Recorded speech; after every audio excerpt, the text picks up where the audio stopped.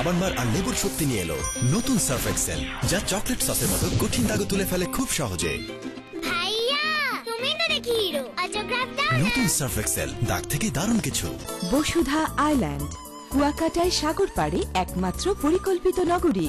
একটি প্লট কিনুন, বংশানুক্রমে উপভোগ করুন লক্ষ কোটি টাকার নিশ্চিত মুনাফা। বসুধা বিল্ডার্স লিমিটেড, শক্ত হাতের শক্ত নির্মাণ।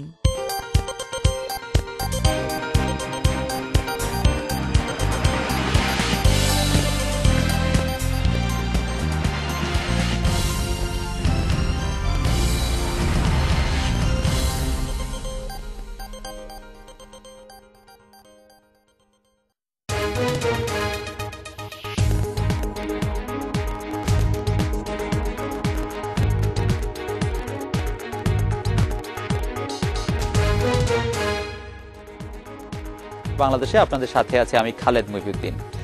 90-এর দশকের শেষে এসে ফুটবলকে হটিয়ে এদেশে ক্রীড়াঙ্গনে শুরু হয়েছে ক্রিকেটের জয় জয়কার। মূলত এই দুটি ফেডারেশন ঘিরে বাংলাদেশের ক্রীড়াঙ্গনের যত উত্তেজনা। অথচ জাতীয় ক্রীড়া পরিষদের নিবন্ধনের তথ্য অনুযায়ী দেশে ফেডারেশন সংখ্যা 40টিরও বেশি, কিন্তু বছরের বেশিরভাগ সময় মাত্র কয়েকটি ফেডারেশন ছাড়া বাকিগুলোর তৎপরতা চোখেই পড়ে না। দিনের বেশিরভাগ সময় কার্যালয়ে ঝুলে থাকে তালা, দুর্নীতি আর অদক্ষতা আর অভ্যন্তরীণ দ্বন্দ্বে ফেডারেশনগুলো পার করছে অস্থির সময়। সম্প্রতি এই অবস্থা প্রকট আকার ধারণ করেছে। অবস্থা বিবেচনায় বেশ কিছু ফেডারেশন বিলুপ্ত করতে চেয়েও ব্যর্থ হয়েছে যুব ক্রীড়া মন্ত্রণালয়। এই অবস্থায় আজকের বাংলাদেশে আমরা খুঁজব কিছু প্রশ্নের উত্তর। দাবা, ব্যাডমিন্টন, টিটি এই ফেডারেশনগুলোর এত দুরবস্থা কেন? কেন রাজীব রাকিবের মতো গ্র্যান্ডমাস্টার দাবা ছেড়ে দিচ্ছেন? ফেডারেশনগুলো সচল রাখতে কি করতে পারে সরকার? অভ্যন্তরীণ দ্বন্দ্বের কারণ কি? সচল করার উদ্যোগ না বন্ধ করা, কোনটি সমাধান? জানিয়ে রাখি, আজকের বাংলাদেশে আপনার মতামত প্রশ্ন পাঠাতে SMS করতে পারবেন এবং তা দেখতে পারবেন। SMS পাঠানোর নিয়ম, AKBO লিখে স্পেস দিন, লিখুন আপনার নাম, স্পেস দিয়ে লিখুন আপনার মতামত বা প্রশ্নটি। যে কোনো মোবাইল ফোন থেকে পাঠান 16232 এই নম্বরে। এছাড়া ইমেল এবং ফেসবুক ও টুইটারেও লিখতে পারেন আজকের বাংলাদেশ @independent24.tv এই ঠিকানায়। গুগল প্লাস ব্যবহার করে যারা মতামত বা প্রশ্ন পাঠাতে আজকের বাংলাদেশ 2012 @gmail.com এই ঠিকানা ব্যবহার করতে পারবেন। এইসব বিষয় নিয়ে আলোচনা করতে আজ স্টুডিওতে আছেন গ্র্যান্ডমাস্টার এনামুল হোসেন রাজীব, আছেন দৈনিক সমকাল সম্পাদক বিশেষ প্রতিনিধি রানা হাসান এবং ব্যাডমিন্টন খেলোয়াড় মুনমুন রহমান দোলা। স্বাগত আপনাদের।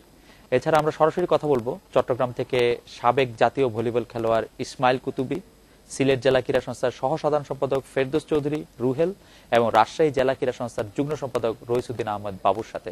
স্বাগত আপনাদেরও। অতিথিদের সাথে কথা বলার আগে ফেডারেশনগুলোর বর্তমান পরিস্থিতি নিয়ে দেখে নেব একটি প্রতিবেদন।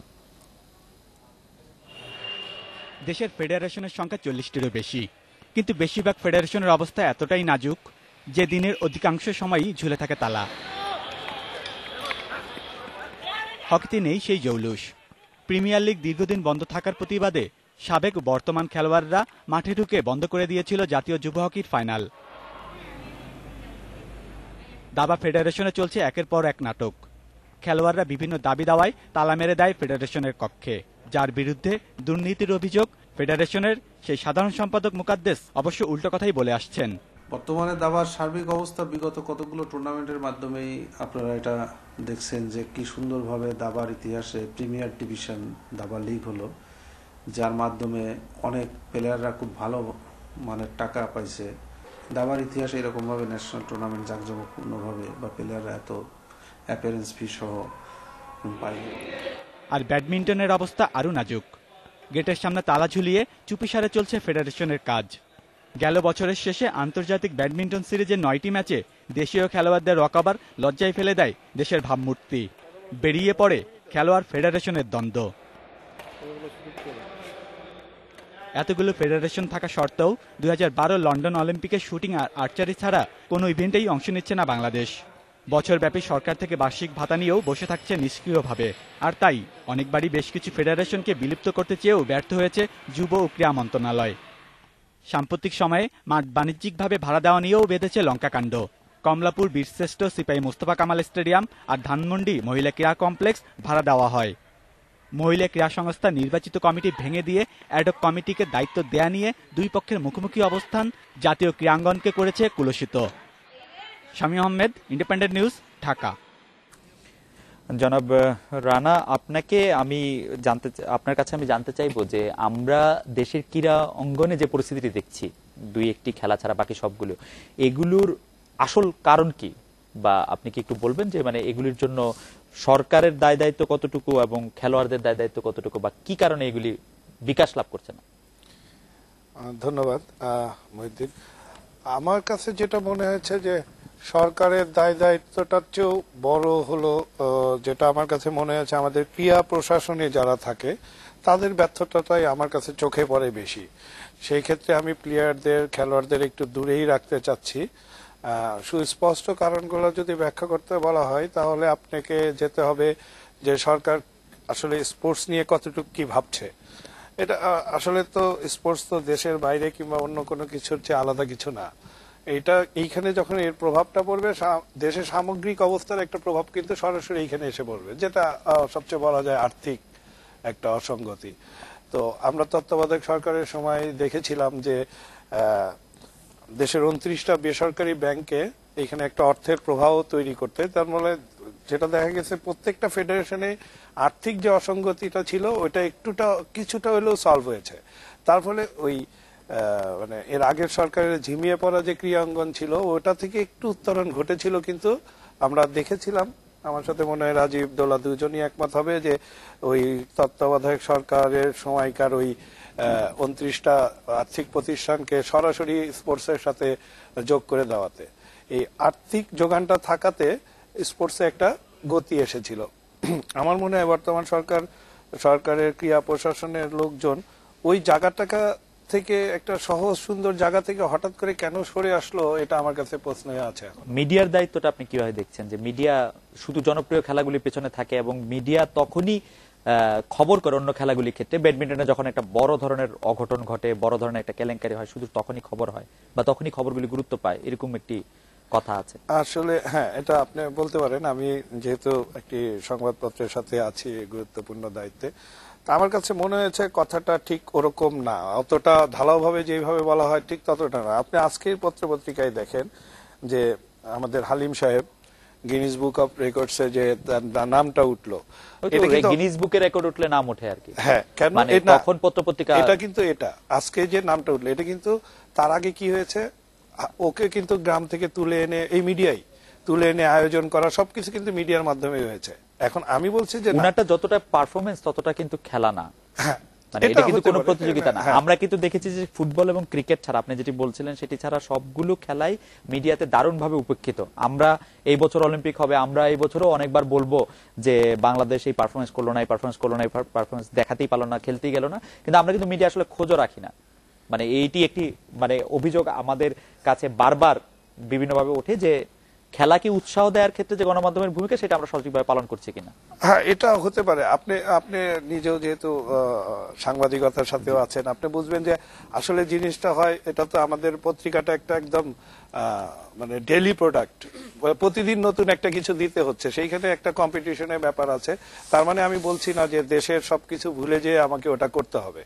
হ্যাঁ, দেশের পজিটিভ জিনিসগুলো যে আসে না আসে, আমরা কিন্তু এত কিছুর পরেও ফুটবল আসলে মাঠে ময়দানে খেলা নেই, তারপরেও দেখেন আমরা কিন্তু পত্রপত্রিকায় একটা বড় একটা অংশ জায়গা ছেড়ে দিয়েছি ফুটবলের জন্য, অন্তত দেশি লোকাল ফুটবলের জন্য।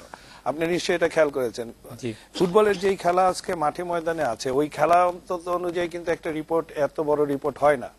বলতে গেলে আমরা একরকম জোর করে কিংবা একটু পার্সিয়ালিটি করেই ফুটবলকে এখন পর্যন্ত এইভাবে রেখে দিয়েছি।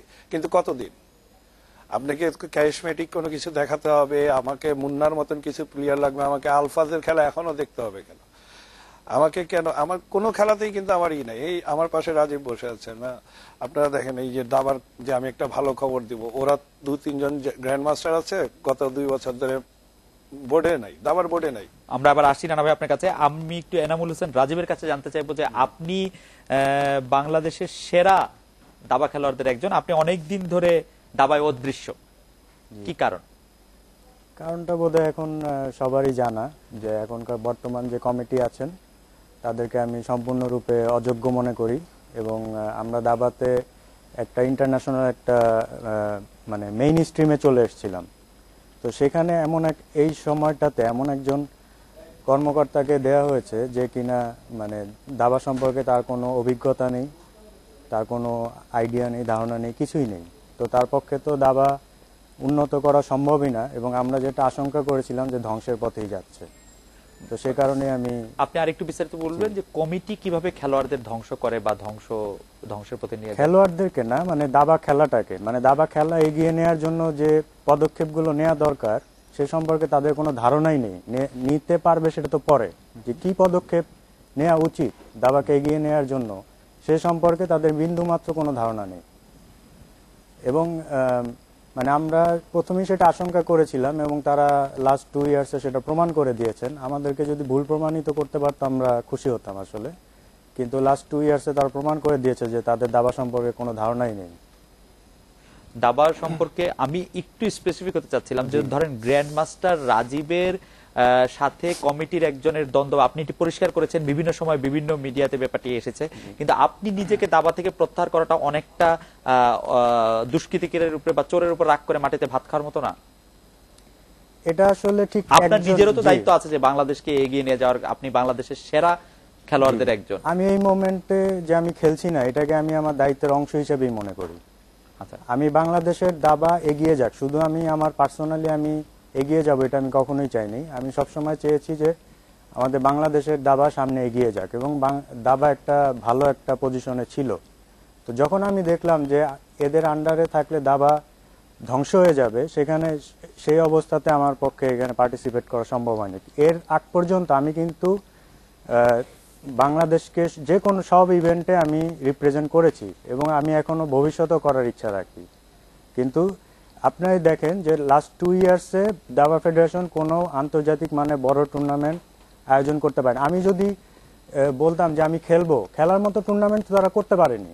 যারা খেলতে চেয়েছে তারা পর্যন্ত কোনো টুর্নামেন্ট খেলতে পারেনি ভালো, আপনি দেখতে পারেন। তাহলে রাজীব আপনার কাছে আসছি, আমরা একটু দোলার কাছে আসি। ব্যাডমিন্টন, মানে ব্যাডমিন্টন আসলে কি হচ্ছে আপনি আমাদের একটু বলবেন? যে ব্যাডমিন্টনের ক্ষেত্রে আমরা একটি ভালো কথাও শুনছি না। মহিলা খেলোয়াড়দের সঙ্গে ফেডারেশন কর্মকর্তাদের অহব আচরণের অভিযোগ, আন্তর্জাতিক ব্যাডমিন্টন সিরিজে খেলোয়াড়দের ওয়াক ওভার, সাধারণ সম্পাদকের মাসের পর মাস বিদেশে বাস, নানা ধরনের বিষয় নিয়ে আলোচনা, একটিও ভালো কথা নেই। মানে কি কারণ? হ্যাঁ, ধন্যবাদ। এটা খুবই দুঃখজনক। তারপরেও বলতে হবে এটা ফেডারেশনের অযোগ্য এবং অদক্ষতা, এক কথায়।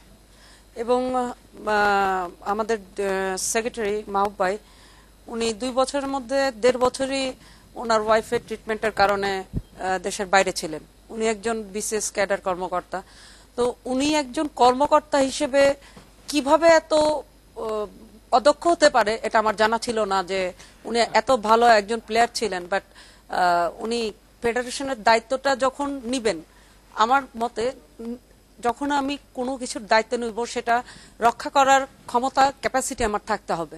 আমার যদি ক্যাপাসিটি না থাকে, আমরা এই কথাগুলি কম বেশি মিডিয়াতে পেয়েছি। আপনি খেলোয়াড়দের ভূমিকাটার কথা বলেন। খেলোয়াড়দের ভূমিকাটা হচ্ছে যে আন্তর্জাতিক একটা টুর্নামেন্ট হচ্ছে, খেলোয়াড়রা মাঠের বাইরে বসে থাকছে এবং খেলোয়াড়রা বিভিন্ন রকম অভিযোগ শুরু করছে। আমরা খেলতে চেয়েছিলাম, আমাদের খেলার কোনোই, আমি প্র্যাকটিসেও ছিলাম, ইভেন আমি ডাক্তারের সার্টিফিকেট সহ লেটার দিয়েছি ব্যাডমিন্টন ফেডারেশনকে। আমাকে পায়ের লিগামেন্টের রেস্টের জন্য দিয়েছে 2 সপ্তাহ। লেটারের পরেও তারা আমাকে শোকজ লেটার পাঠিয়েছে। সো এরপরে আমার পক্ষে মনে হয় না ব্যাডমিন্টন খেলা প্রয়োজন, কারণ আমাকে মনে হয় দেশের জন্য প্রয়োজন তারা মনে করে না। তারা মনে করে শাপলা, এলিনা, এনায়েত এরা দেশের জন্য, এরা দেশের গর্ব। কিন্তু এনায়েত হচ্ছে হলো ব্যাডমিন্টনের সবচেয়ে একটা কলঙ্কিত এবং কলঙ্কিত অধ্যায়। এবং ওয়াহিদুজ্জামান রাজু, সে হচ্ছে একটা সামান্য খেলোয়াড় যে কোনোদিনও বাংলাদেশকে রিপ্রেজেন্ট করেনি। সে কিছুদিন আগে 18 তারিখে দেশের সকল জেলা ক্রীড়া সংস্থা, মাননীয় মন্ত্রী, অলিম্পিক অ্যাসোসিয়েশনে সমস্ত প্লেয়ার যারা খেলা থেকে বর্জন করেছিলেন তাদেরকে রাষ্ট্রদ্রোহী এবং 71-এর ঘাতক দালাল হিসেবে সে জাহির করলো। এটা কোন সাহসে, কার রাইট? আচ্ছা, আমরা এই বিষয়ে পরে আবার আলোচনা আসবো। আপনি অনেকগুলি নাম বলছেন, আমি স্পেসিফিক জানতে চেয়েছিলাম যে আপনার যে আপনি যে খেলেননি একটি আন্তর্জাতিক টুর্নামেন্ট এবং অনেকগুলি আন্তর্জাতিক খেলোয়াড়দের এখানে এনে আপনারা খেলাটাকে বর্জন করেছেন, আপনারা মনে করেন কিনা যে এটি ঠিক কাজ হয়েছে? হ্যাঁ, অবশ্যই ঠিক কাজ হয়েছে। আচ্ছা, আমরা আবার আপনার কাছে আসবো। আমি মনে করি আপনি মনে করছেন যে এটা ঠিক কাজ হয়েছে। এই মুহূর্তে আমরা একটু যেতে চাই রাজশাহী